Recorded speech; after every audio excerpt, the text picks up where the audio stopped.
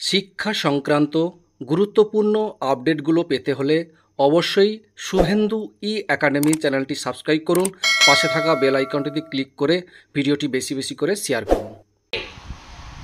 ভালো এডুকেশন দেওয়ার জন্য তাদের উপর নির্ভর করে অনেক বয়স্ক এজেড পিতামাতা তাদের খাদ্য, বাসস্থান, স্বাস্থ্য, সংস্থান নির্ভর করে।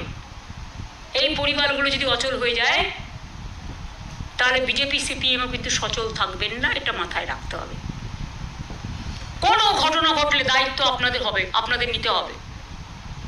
আর কোর্টের কথা মেনেই যা করার আমরা করব। তাই আমি আবার বলছি, যারা আপনারা আজকে বঞ্চিত হয়েছেন ন্যায্যভাবে, তাদের পাশে আমরা ছিলাম, আছি এবং থাকব।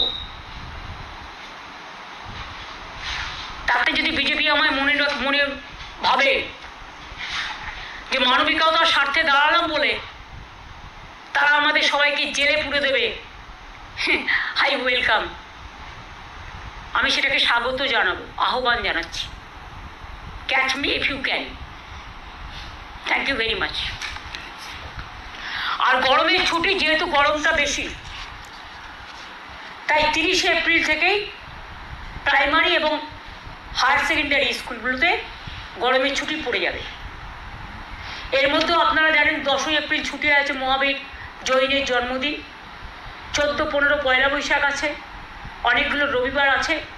কাজেই হয়তো 30শে এপ্রিলের মধ্যেও অনেকগুলো দিন, ধরুন 12-13টা দিন অন্তত ছুটির মধ্যে বেরিয়ে যাবে। সুতরাং আগে ছুটি হতো মে মাসের সেকেন্ড উইক থেকে। যেহেতু গরম ওয়েদারটা বেশি, বাচ্চাদের কষ্ট হয়, তাই আমরা ডিসিশন নিয়েছি। এটা এডুকেশন মিনিস্টার আমাকে জানিয়েছেন যে ছুটিটা 30শে এপ্রিল থেকে পড়বে এবারে গরমের ছুটিটা, যাতে ছাত্রছাত্রীদের এবং টিচারদের কোনো অসুবিধে না হয়। অনেক অনেক ধন্যবাদ। যদি আপনাদের কোনো কোয়েশ্চেন থাকে, আর যদি আমি কোয়েশ্চেন দেওয়ার মতো উপযোগী হই তবেই রিপ্লাই দেবো।